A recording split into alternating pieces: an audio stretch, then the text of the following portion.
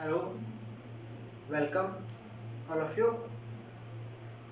आज हम सीवीएस का नेक्स्ट डिजीज है उसका डिस्कशन करने जा रहे हैं। इतने दिन पहले अपन सीवीएस के और डिजीज थे उनकी स्टडी कर ली थी। आज अपन सीवीएस का जो नेक्स्ट डिजीज है रूमेटिक हार्ट डिजीज उसकी स्टडी करेंगे। रूमेटिक हार्ट डिजीज या रूमेटिक फीवर। सो रूमेटिक फीवर और रूमेटिक हार्ट डिजीज डिफरेंस क्या है दोनों में, उससे पहले अपन चैप्टर स्टार्ट करते हैं। अब तो रोमेटिक हार्ट डिजीज है वो एक ऑटो इम्यून डिजीज होती है। ऑटो इम्यून डिजीज होती है। ओके, ऑटो इम्यून डिजीज क्या होती है? जिसमें एंटीजन एंटीबॉडी रिएक्शन करते हैं। एंटीजन एंटीबॉडी कॉम्प्लेक्स बना के रिएक्शन करते हैं और जब अपनी बॉडी का जो एंटीजन है वो खुद की बॉडी के लिए एंटीबॉडी तैयार कर दे। मतलब यदि कोई एंटीजन है, अपनी बॉडी उसको पहचान नहीं पा रही है, बॉडी का एंटीजन है और बॉडी उसको पहचान नहीं पा रही है और बॉडी उसके खिलाफ एंटीबॉडी तैयार कर दे और उस पार्ट को डैमेज कर दे, तो यह ऑटो इम्यून डिजीज रहेगा। यानी खुद के बॉडी ऑर्गन्स, खुद की बॉडी में ही खुद के एंटीजन एंटीबॉडी बना रहे हैं। ओके, तो ये ऑटो इम्यून डिजीज होगा। ऑटो मतलब सेल्फ। ओके, खुद की बॉडी में ही एंटीजन है वो एंटीबॉडी बना रहे हैं और वो पार्ट को डैमेज कर रहे हैं। ओके, ये ऑटो इम्यून डिजीज होता है। तो रूमेटिक हार्ट डिजीज है वो एक ऑटो इम्यून डिजीज होता है। कैसे होता है वो अपन आगे बताएंगे अभी।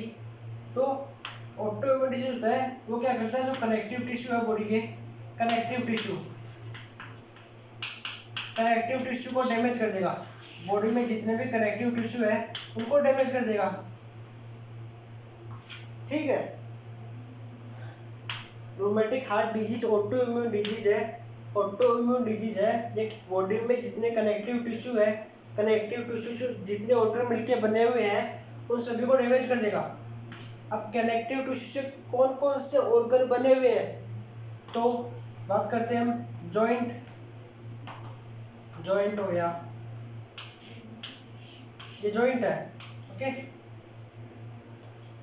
ब्लड वेसल्स हो गए। स्किन स्किन की भी सबक्यूटेनियस टिश्यू होगी, सबक्यूटेनियस लेयर। सीएनएस मतलब ब्रेन। ओके, एक नेफ्रॉन मान लो। तो ये है कनेक्टिव टिश्यू से बने हुए। इनको ऑटो इम्यून डिजीज के कारण ये जितने भी कनेक्टिव टिश्यू से बने हुए ऑर्गन है वो डैमेज हो जाएंगे। ठीक है, यदि डैमेज हो जाएंगे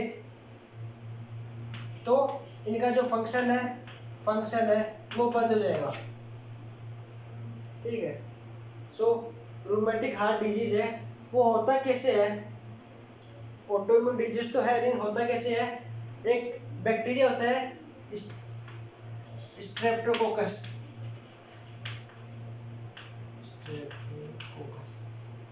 स्ट्रेप्टोकोकस जो बैक्टीरिया है उसके कारण ये रूमेटिक हार्ट डिजीज है वो कॉज करता है।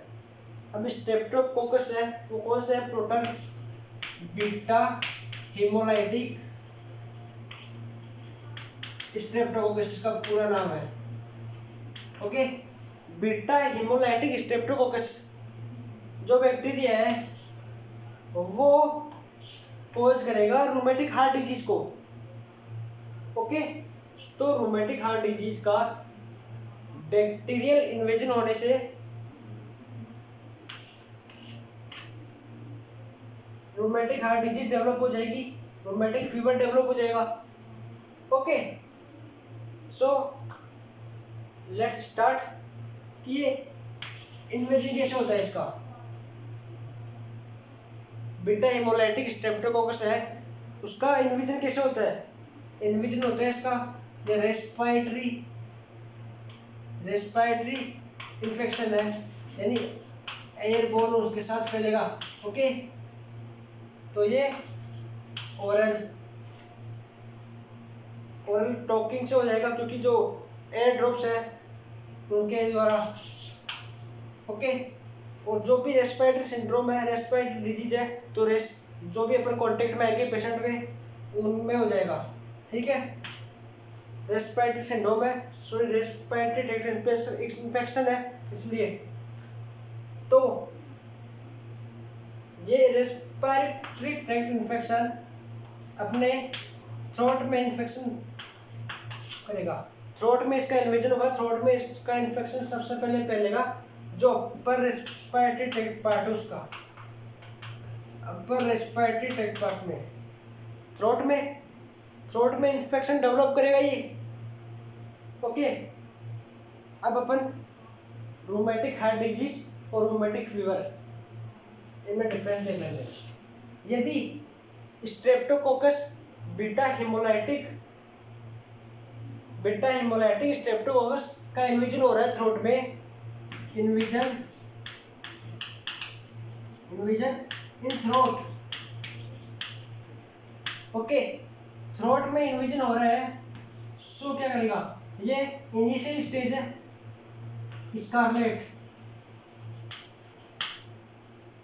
स्कारलेट फीवर है, उसका डेवलपमेंट करेगा, स्कारलेट फीवर का डेवलपमेंट करेगा। यदि हमने इसका ट्रीट करवा दिया, स्कारलेट फीवर को हमने ट्रीट करवा दिया, इसका ट्रीटमेंट करवा दिया, जो कि इन्फेक्शन है, इन्फेक्शन होने से अपन एंटीबायोटिक्स दे देंगे इसको। एंटीबायोटिक्स क्या करती है, जो इन्फेक्शन है, जो माइक्रो ऑर्गेनिज्म है उनको डिस्ट्रॉय कर देगी। ओके, यदि इसका ट्रीटमेंट करवा दिया तो स्कारलेट फीवर है वो नहीं होगा, scarlet fever rheumatic heart disease में कन्वर्ट नहीं होगा। और यदि इसका ट्रीटमेंट नहीं करवाया तो स्कारलेट फीवर है रूमेटिक हार्ट डिजीज में कन्वर्ट हो जाएगा।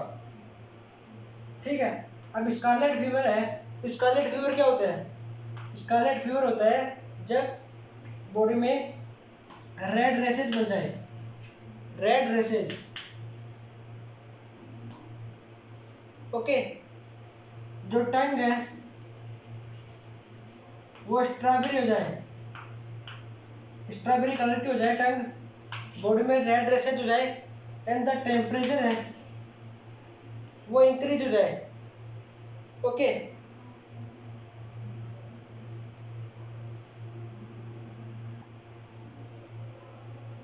क्योंकि टेम्परेचर इंक्रीज हो रहा है तो ये फीवर कॉज करेगा।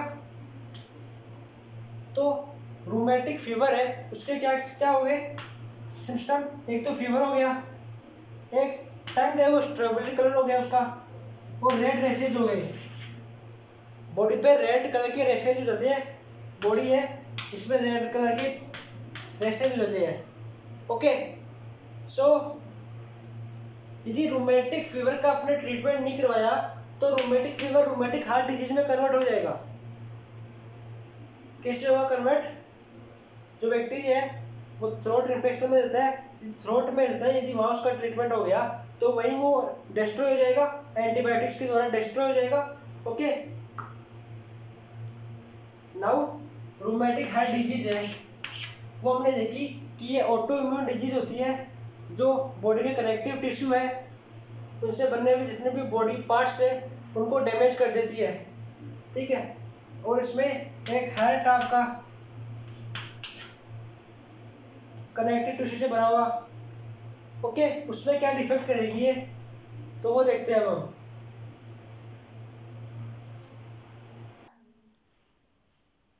जो मेनली रूमेटिक हार्ट डिजीज है वो चिल्ड्रंस में होती है, स्कूल एज के बच्चे होते हैं उनमें होती है, एज इनकी होती है लगभग 0 से 6 तक। तो रूमेटिक हार्ट डिजीज है स्कूल एज के बच्चों में होती है। ओके, लगभग 97% के लगभग जो पॉपुलेशन है उनमें ऑटो इम्यून डिजीज नहीं होता है। इन्फेक्शन होगा, थ्रोट में इन्फेक्शन होगा, एंटीबॉडी बनेगी और जो बैक्टीरिया है वो नष्ट हो जाएगा। ऑलमोस्ट 97% पीपल ऐसे होंगे जिनमें इन्फेक्शन डेवलप होगा, एंटीबॉडी बनेगी उसके खिलाफ और एंटीबॉडी बनेगी उसके अगेंस्ट, और जो एंटीजन है, जो बैक्टीरिया है, उसको डिस्ट्रॉय कर देंगे। बट 1 से 3%, 1 से 3% पीपल ऐसे होंगे उनमें ये प्रोसेस नहीं होगी। एंटीजन आने के बाद एंटीबॉडी का कॉम्प्लेक्स बनेगा, पर ये ऑटो इम्यून डिजीज कॉज कर देगा, ये ऑटो इम्यून डिजीज कॉज कर देगा। सो 1 से 3% पीपल ऐसे होंगे जिनमें ये अफेक्ट करेगी, और ये अफेक्ट करती है मेनली हार्ट को ही। हार्ट में क्या अफेक्ट करेगी? हार्ट की जो लेयर है, मसल्स है, उनको डैमेज कर देगी, हार्ट की मसल्स को डैमेज कर देगी। और जो वाल है उनको डिफेक्ट कर देगी। वाल पर इसका डिफेक्ट पड़ेगा, आप स्क्रीन पे देख सकते हो। वाल कैसे है, पहले कैसे थे, अब कैसे है।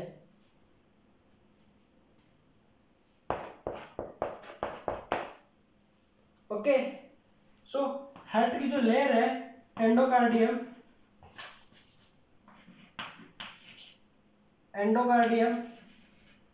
Myocardium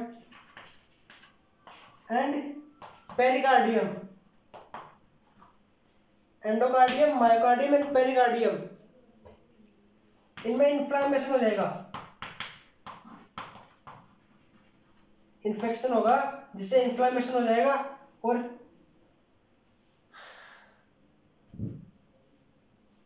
rheumatic heart disease cause हो जाएगी। ओके, सो जो बेसिक था रूमेटिक हार्ट डिजीज का वो देख लिया हमने, डिफरेंस देख लिया कि रूमेटिक हार्ट डिजीज है वो क्या होता है और रूमेटिक फीवर क्या होता है। रूमेटिक फीवर में फीवर होगा पेशेंट को, फीवर के बाद पेशेंट को स्ट्रॉबेरी टंग मिलेगी अपन को देखने के लिए, strawberry tongue. And last symptom था इसका, फीवर हो गया, स्ट्रॉबेरी टंग हो गया, एंड लास्ट वन है इसका, हाँ, रेड रेसेस मिलेंगे। ओके, सो जो बेसिक था वो हमने देख लिया। यदि इसका ट्रीटमेंट करवा देंगे तो रूमेटिक हार्ट डिजीज वो डेवलप नहीं होगी। यदि इसका ट्रीटमेंट नहीं करवाया तो ये रूमेटिक हार्ट डिजीज में कन्वर्ट हो जाएगी। ओके,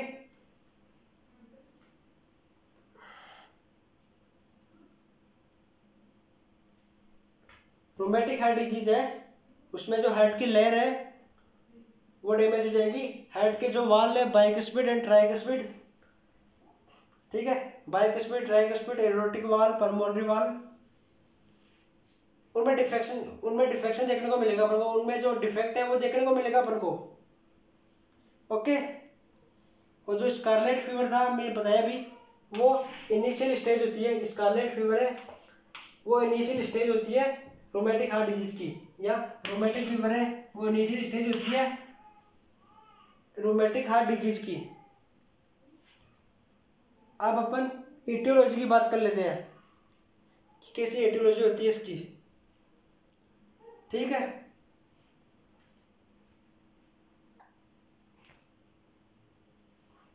सो एटियोलॉजी की बात कर लेते हैं कि कैसे डेवलप हुआ, कौन से कोज फैक्टर है। तो फैक्टर में अपने देखा था कि बैक्टीरिया है, कौन सा बैक्टीरिया होगा, beta haemolytic streptococcus.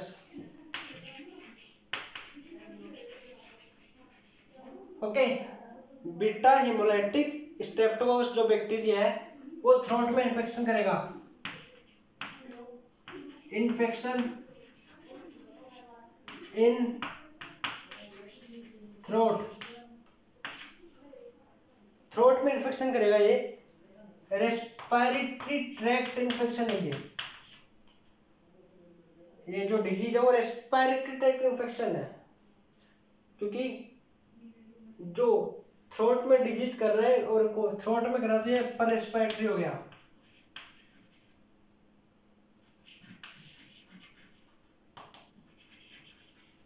Upper respiratory में करेगा। अब क्या होगा, एंटीजन और एंटीबॉडी, एंटीजन एंटीबॉडी कॉम्प्लेक्स बनेगा।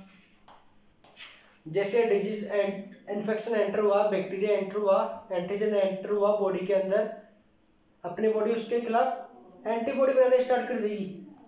सो एंटीजन एंटीबॉडी कॉम्प्लेक्स तैयार हो गया ऑफ आवर बॉडी, बॉडी का एंटीजन एंटीबॉडी इन और बॉडी के अंदर एंटीजन एंटीबॉडी कॉम्प्लेक्स तैयार हो गया।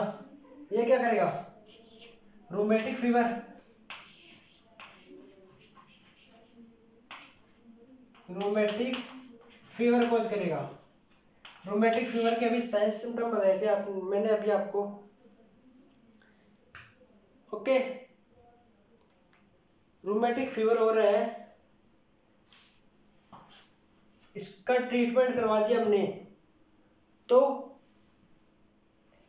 इसका ट्रीटमेंट करवा दिया एंटीबायोटिक्स के द्वारा, तो ये हार्ट डिजीज है, रूमेटिक हार्ट डिजीज वो नहीं होगी। और यदि इसका ट्रीटमेंट नहीं करवाया तो ये कॉज करेगा रूमेटिक हार्ट डिजीज को।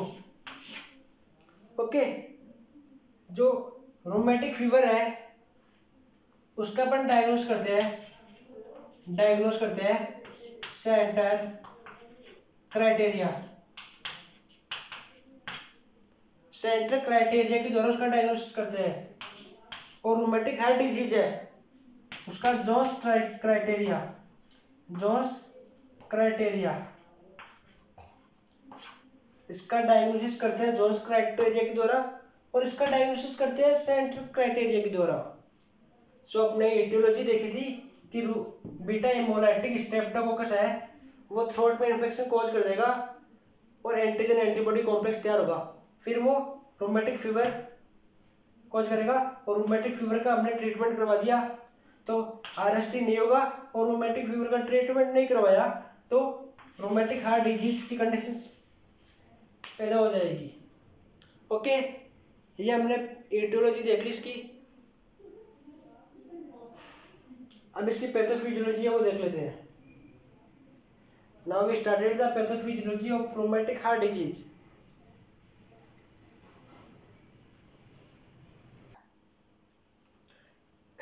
सो हमने एटियोलॉजी देख ली थी, अब पैथोफिजियोलॉजी देख लेते हैं आरएसडी की। बीटा हेमोलाइटिक इन्फेक्शन है, बैक्टीरिया है, वो सबसे पहले थोरेट में एंटर करेगा, फिर स्कारलेट जो फीवर है वो डेवलप हो जाएगा।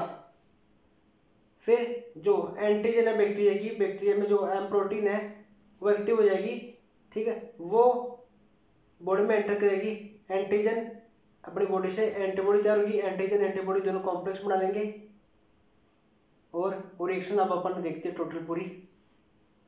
Infection of beta haemolytic streptococcus, beta haemolytic streptococcus का इन्फेक्शन हो जाएगा बॉडी में, प्रोड्यूस अपर रेस्पिरेटरी इन्फेक्शन, जो थ्रोट इन्फेक्शन है अपर रेस्पिरेटरी इन्फेक्शन में वो एंटर करेगी, वहां पे initial stage develop scarlet fever develop करेगी। बताया था स्कैन रैशेज, रेड स्किन पे रैशेज हो जाएंगे और स्ट्रॉबेरी जीभ हो जाएगी।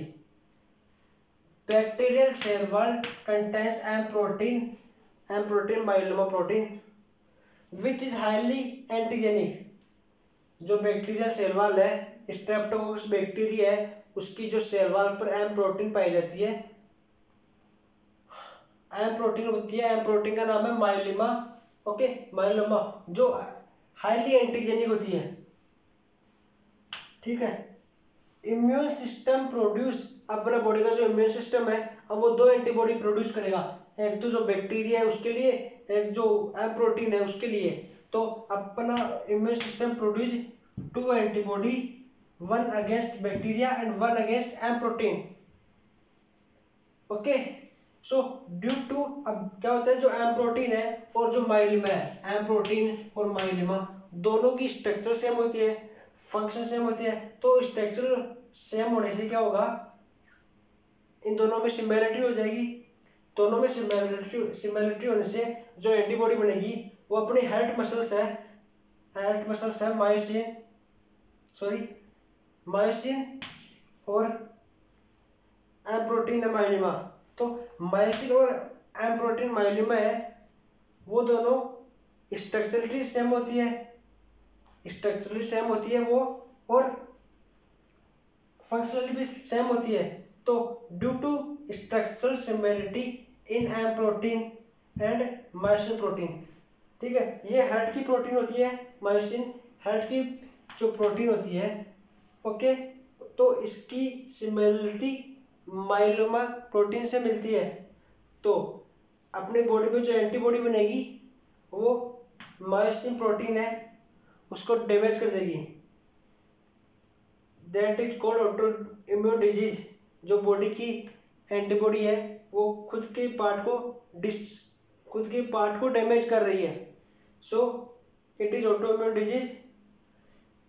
Antibody react against myosin in heart muscles. अपने जो हार्ट मसल्स की जो मायोसिन प्रोटीन है उसके अगेंस्ट ही एंटीबॉडी तैयार हो गई है, उस पर रिएक्ट कर रही है। तो हार्ट की मसल्स है उसको डैमेज, वहां पे सेल्स है उसको डैमेज कर देगी, सेल्स को। साइटोटॉक्सिक हाइपरटेंसिव हाइपरसेंसिटिव जो रिएक्शन है वो स्टार्ट हो जाएगी, ठीक है। तो इससे क्या होगा, जो एस्को बॉडी जो उनका प्रोडक्शन हो जाएगा। एस्को बॉडीज क्या होती है, nodules and lesson in heart muscles. Lessons क्या होते हैं, जो घाव है, ठीक है, ये एंटीबॉडी बन जाएगी तो वहां पे स्केर फॉर्मेशन हो जाएगा, घाव बन जाएगा, ठीक है। घाव बन जाएगा तो nodules and lesson formation in heart muscles. जो मसल्स है वो डैमेज हो रही थी ऑटो इम्यून डिजीज के कारण, तो यहाँ पे नोडल्स बन जाएंगे और इन्फ्लामेशन कोज कर देंगे, और ये रोमेटिक हार्ट डिजीज है। सो हमने देखा था कि बीटा हिमोलाइटिक स्ट्रेप्टोकोकस जो बैक्टीरिया है वो बॉडी में एंटर करेगा थ्रोट के द्वारा। ओके, बॉडी में एंटर करेगा ओरली, रेस्पाइट आई ड्रॉप्स है उसके द्वारा, तो प्रोड्यूस अपर रेस्पिरेटरी इन्फेक्शन के द्वारा होगा। Initial stage develop scarlet fever, initial stage में स्कारलेट फीवर है वो डेवलप हो जाएगा। Bacteria cell wall contains M protein, माइलिमा प्रोटीन होती है बैक्टीरियल की सेल वॉल में, जो बहुत ही हाईली एंटीजेनिक होती है। उसके खिलाफ अपनी बॉडी है वो 2 एंटीबॉडी तैयार करेगी, फर्स्ट जो उसकी बैक्टीरिया है उसके लिए, और सेकंड उसकी एम प्रोटीन है उसके लिए। तो एम प्रोटीन और जो मायोसिन प्रोटीन है, हेड की मायोसिन प्रोटीन है, दोनों में सिमिलरिटी होती है। ड्यू टू सिमिलरिटी अपनी जो एंटीबॉडी है बॉडी में प्रोड्यूस हुई है वो अपने हेड मसल्स के अगेंस्ट रिएक्ट कर देगी। ओके, और हेड मसल के अगेंस्ट एंटीबॉडी रिएक्ट करने लग गई तो सेल्स से सेल्यूलर डैमेज स्टार्ट हो जाएगा वहां मसल्स का, और cytotoxic hyper sensitivity reaction start हो जाएगी। इससे नोडल्स का फॉर्मेशन हो जाएगा, जिसको एस्को बॉडी नाम दिया गया है। नोडल्स फॉर्मेशन हो जाएगा और इन्फ्लेमेशन हो जाएगा और आरएसडी कोज कर देगा। Okay, this is the pathophysiology. Now we started the signs symptom. Okay, before we started the signs symptom we see some points. यदि किसी पेशेंट को आर्थराइटिस है, ओके, एंड एक है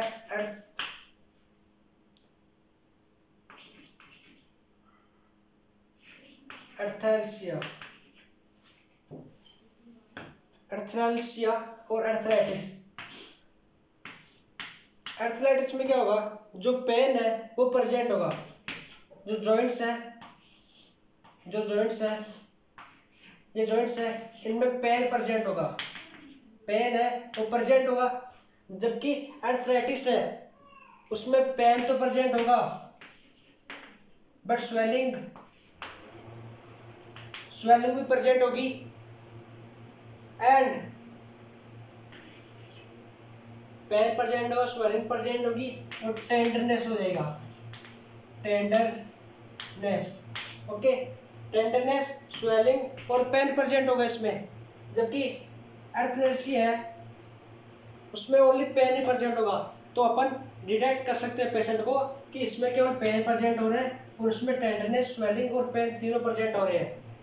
ओके, यदि बॉडी का टेम्परेचर है वो इंक्रीज हो रहा है इसमें, तो ये रूमेटिक फीवर है, रूमेटिक फीवर है। ओके, और यदि जो हार्ट की जो मसल्स है उसकी सेल्स है वो डैमेज हो रही है तो रूमेटिक हार्ट डिजीज है, रूमेटिक हार्ट डिजीज रहेगा। ओके, सो ये बेसिक पॉइंट थे, हमने देख लिए। अब हम जो साइन और सिम्टम है उनको देख लेते हैं। Okay,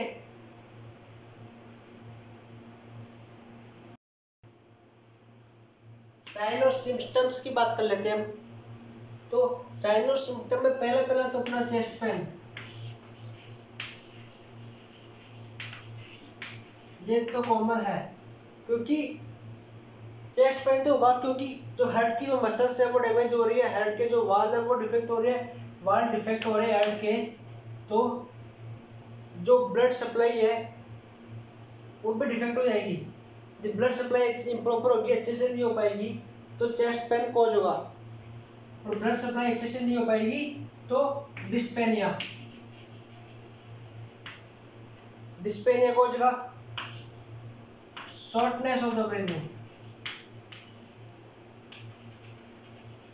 shortness of breathing, dyspnoea, painful respiration, डिस्का अर्थ होता है पेन, पेनफुल रेस्पिरेशन होगा, टेम्परेचर है वो इंक्रीज होगा, टेम्परेचर है वो इंक्रीज होगा, और यदि ब्लड की सप्लाई प्रॉपर नहीं हो पाएगी तो डिजीनेस, चक्कर आएंगे क्योंकि ऑक्सीजन की सप्लाई भी सही नहीं हो रही है तो डिजीनेस की स्थिति बढ़ेगी, डिजीनेस, चक्कर आएंगे और फैटिग होगा, ऑक्सीजन सप्लाई नहीं हो तो व्यक्ति फैटिग हो जाएगा। Okay, weakness,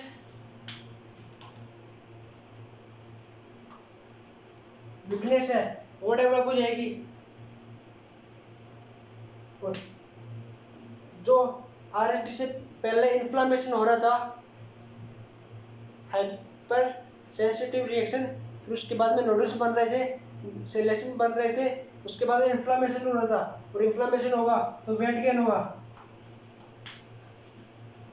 wait increase, weight gain हो जाएगा। Okay, and the patient does not take proper oxygen so he feel discomfort,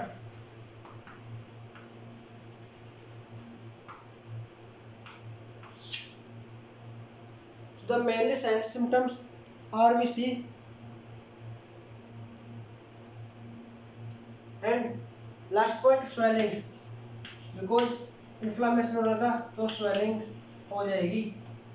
swelling भी कहाँ का होगी, एक तो swelling होगी एंकल्स में, एंकल जो घुटने हैं वहाँ पे, एब्डोमेन में, ankle and abdomen.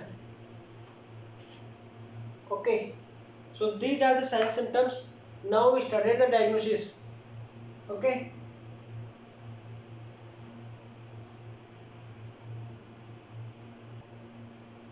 so diagnosis की बात करते हैं तो पहले पेशेंट की हिस्ट्री लेंगे हम, history taken, and second physical examination करेंगे पेशेंट का।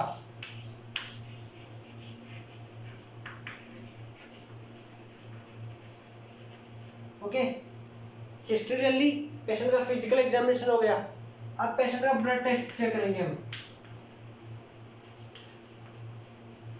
ब्लड टेस्ट क्यों चेक करेंगे, क्योंकि जब पेशेंट के अंदर इन्फेक्शन हो रहा है, इन्फेक्शन कॉज हो रहा है, ठीक है, इन्फेक्शन होगा तो एंटीजन यदि बॉडी में एंटर करेगा तो उसके अगेंस्ट एंटीबॉडी तैयार होगी। ओके, तो एंटीबॉडी को डिटेक्ट करने के लिए हम ब्लड टेस्ट करेंगे। इन्फेक्शन यदि एंटर हो रहा है तो WBC है वो इंक्रीज होगी। WBC का लेवल यदि 11,000 से इंक्रीज हो गया तो हम पता लगा लेंगे कि इसको इन्फेक्शन कॉज हुआ है। नेक्स्ट हम एंटी स्ट्रेप्टोलाइसिन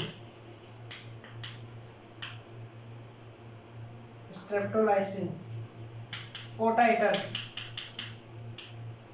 एंटी स्ट्रेप्टोलाइसिन ओटाइटर में क्या है, जब एंटीजन बैक्टीरिया बॉडी के अंदर एंटर करेगा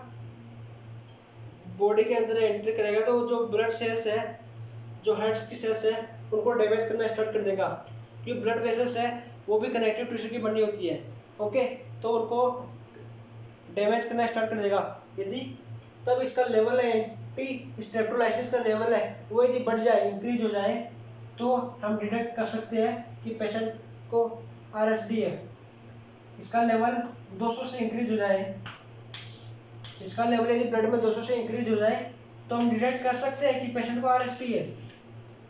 okay, now the third one is heart catheterization.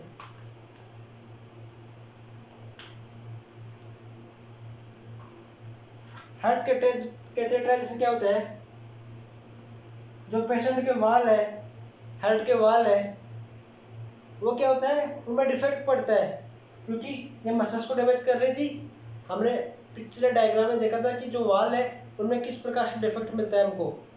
Okay, तो जो हार्ट के वाल है उनमें क्या करेंगे, कैथेटराइजेशन में बॉडी की वेन है, ग्रोइंग एरिया से ले सकते हैं, नेक एरिया से ले सकते हैं, जो भी है। यदि नेक एरिया से वेन ले तो वेन में अपन कट लगाएंगे। कट लगाने के बाद उसमें जो कैथेटर है वो इंड्यूस करेंगे, वेन में कैथेटर इंड्यूस करेंगे हम, और वो कैथेटर है हार्ट के जो वाल है उनमें एंटर करेगा। वो देखेगा कि ब्लड सप्लाई प्रॉपर हो रही है नहीं हो रही। ओके, ब्लड सप्लाई ठीक है या नहीं ठीक है वो अपन कार्डियक कैथेटराइजेशन से डिटेक्ट कर लेंगे। ओके, इसके बाद अपन जोन्स क्राइटेरिया है डायग्नोसिस का। जोन्स क्राइटेरिया उसके बाद करते हैं। दो होते हैं, मेजर होता है और माइनर होता है। सो जोन्स क्राइटेरिया की बात कर रही थी हम। जोन्स क्राइटेरिया एक तो मेजर क्राइटेरिया और माइनर क्राइटेरिया। अब मेजर में क्या आता है और माइनर में क्या आता है। तो मेजर है उसको अपन जोन्स से ही याद करेंगे। ओके, सो पहला है जे मतलब पेशेंट को जॉइंट पेन होगा।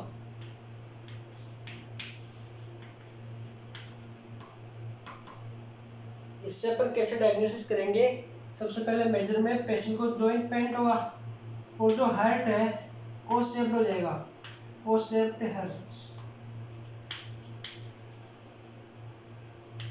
हार्ट। ओके, अब एन है, एन मतलब हमने पैथोफिजियोलॉजी में देखा कि नोडल्स फॉर्मेशन हो रहा था। ओके, तो नोडल्स सबक्यूटेनियस।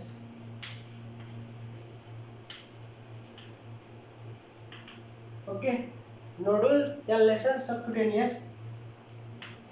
इका रेड रेसेस, इका दूसरा नाम है इरिथीमा माइग्रेनेटा।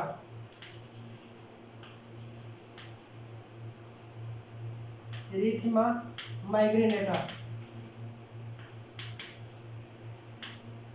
इसी को अपन बोलेंगे रेड रेसेस। जो स्किन है उस पर रेड रेसेस हो जाएंगे, नोडल फॉर्मेशन हो जाएगा, हेड का वो होस्ट शेप्ड हो जाएगा, जॉइंट पेन होगा। और एस की अपन बात कर ले तो सैडेंस कोरिया, सैडेंस कोरिया। सडन कोरिया क्या होता है, जब कनेक्टिव टिश्यू डैमेज हो रहे थे आरएसडी के कारण, तो सीएनएस है, जब उस पे बैक्टीरिया अफेक्ट करेगा तो जो ब्रेन है उस पे एक्टिविटी होने लग जाएगी। जैसे ये हैंड है ऊपर नीचे साइड में, ऊपर नीचे, ये रुकेगा नहीं, अजीब अजीब एक्टिविटी होने लग जाएगी इस प्रकार से। तो यही कोरिया है, ठीक है, सैंडर्स कोरिया। सैंडर्स कोरिया इसी को बोलते हैं हेड में, सॉरी ब्रेन में ये डिफेक्ट होने से ये हाथ है वो अजीब एक्टिविटी करने लग जाता है। माइनर, सो हमने क्राइटेरिया में मेजर देख लिया था, अब माइनर की बात कर लेते हैं।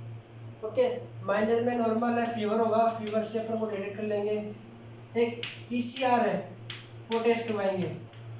ईएसआर क्या होता है, इरिथ्रोसाइट सेडेंटेशन रेट। तो ईएसआर का रेट है वो इंक्रीज होगा, क्योंकि जो आरबीसी है, इरिथ्रोसाइट है, वो इन्फेक्शन के कारण डैमेज हो जाएंगे। इरिथ्रोसाइट है वो डैमेज हो जाएंगे। डैमेज होने से कारण क्या हो रहा था, ईएसआर है वो कोज होगा, ईएसआर का लेवल बढ़ जाएगा, ये अपन को टेस्ट में देखने को मिल जाएगा। ओके, एक जॉइंट पेन था, जॉइंट पेन होगा पेशेंट को, एंड जो सी प्रोटीन है, increase C reactive protein, C reactive protein C reactive protein होती है, प्लाज्मा प्रोटीन होती है, जो इन्फ्लेमेशन होता है उस टाइम पे ये सीक्रेट होती है, ठीक है। इन्फ्लेमेशन के टाइम पे इनका लेवल बढ़ जाता है, ये प्लाज्मा प्रोटीन होती है, सी रिएक्टिव प्रोटीन। नेक्स्ट हम देखते हैं डायग्नोसिस में ही chest x ray. Patient chest x ray करवाएगा। चेस्ट एक्सरे क्यों करवाएगा, क्योंकि हार्ट की साइज है, साइज शेप, उसको डिटेक्ट करने के लिए वो चेस्ट एक्सरे करवाएगा। हार्ट और लंग्स दोनों के साइज को डिटेक्ट करने के लिए पेशेंट है वो चेस्ट एक्सरे करवाएगा। ओके, या एक तो साइज, एक उनमें फ्लूइड प्रेजेंट है या नहीं है उसको चेक करने के लिए, क्योंकि इन्फ्लेमेशन हो रहा था, इसके कारण फ्लूइड प्रेजेंट हो सकता है, इसी के कारण वेट है वो इंक्रीज हो रहा था, तो फ्लूइड को चेक करने के लिए अपन चेस्ट एक्सरे करवाएगा। इसके बाद में इकोकार्डियोग्राम।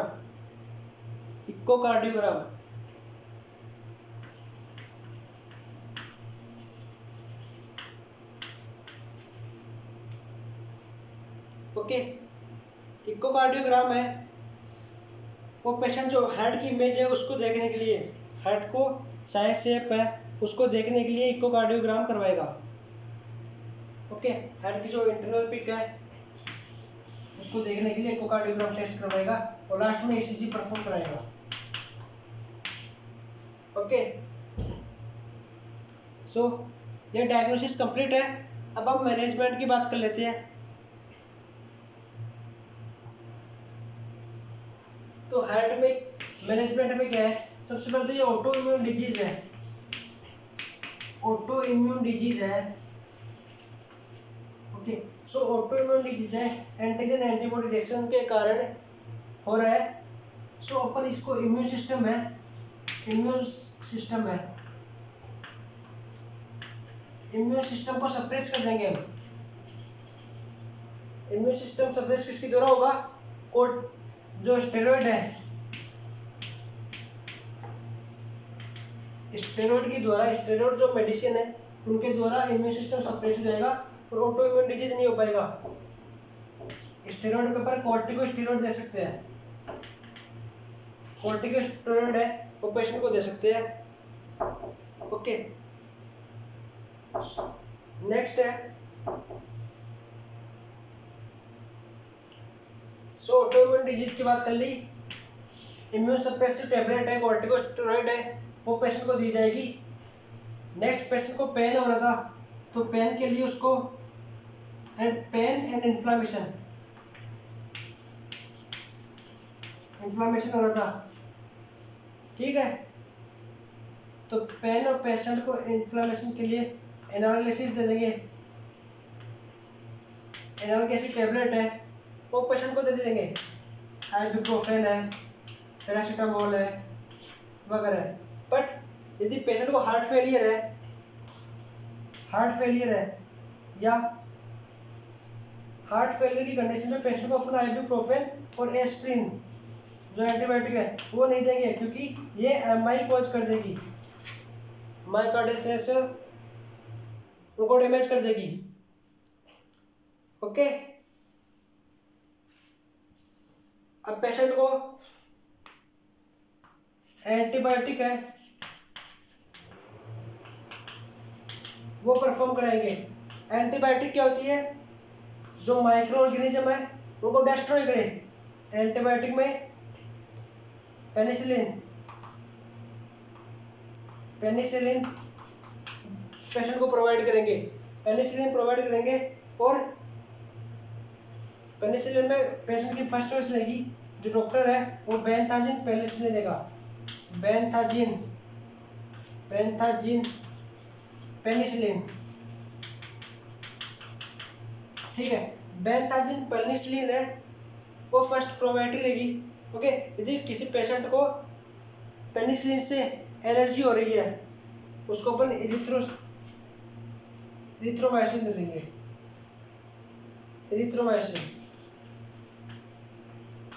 इरिथ्रोमाइसिन टैबलेट प्रोवाइड की जाएगी पेशेंट को यदि उसको इन्फ्लेमेशन हो रहा है।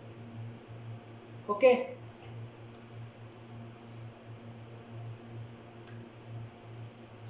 अभी बताया था मैंने कि जो NSAID ड्रग्स है, non steroid anti inflammatory drugs है, वो aspirin, ibuprofen are not to be used during, जब जो एक्यूट फेज है, हार्ट फेलियर है, उस कंडीशन में पेशेंट को जो एंटीबायोटिक्स है, सॉरी एनालिसिस है, आइबुप्रोफेन, एस्प्रिन जो एनालिसिस टेबलेट है वो अपन उसको एक हार्ट फेलियर की कंडीशन में नहीं देंगे, क्योंकि ये मायोकार्डियल है उसको डैमेज कर देगी, आइबुप्रोफेन, एस्प्रिन, NSAID जितनी भी ड्रग्स है, non steroid anti inflammatory drugs, ये इन्फ्लामेशन को डिक्रीज करती है, बट एक्यूट में नहीं देंगे। एक्यूट जो हार्ट के पेशेंट है उनको नहीं दी जाएगी। सो मेनली हमारा टॉपिक कंप्लीट हो गया था। जो मैनेजमेंट है वो उसमें मेडिकल मैनेजमेंट लगभग देख लिया हमने, सर्जिकल मैनेजमेंट है और थोड़ा मेडिकल मैनेजमेंट है, वो अपन नेक्स्ट लेक्चर परफॉर्म करेंगे। जब भी कभी नेक्स्ट लेक्चर होगा उसमें मैं आपको RST का नेक्स्ट लेक्चर डाल दूंगा यूट्यूब पे, आप देख लेना। और कल से अपन नया सिस्टम है वो स्टार्ट करेंगे। ये RST का एक लेक्चर है, थोड़ा बहुत रहा है 10 मिनट का, वो कभी भी डाल सकता हूँ मैं, वो मैं डाल दूंगा। और ये कंप्लीट हो गया लगभग CVS, थोड़े बहुत डिजीज और बच रहे हैं। अब अपन एंडोक्राइन सिस्टम है वो स्टार्ट करेंगे। एंडोक्राइन सिस्टम कल देखते हैं कौन सा सिस्टम स्टार्ट हो। Okay, best of the luck.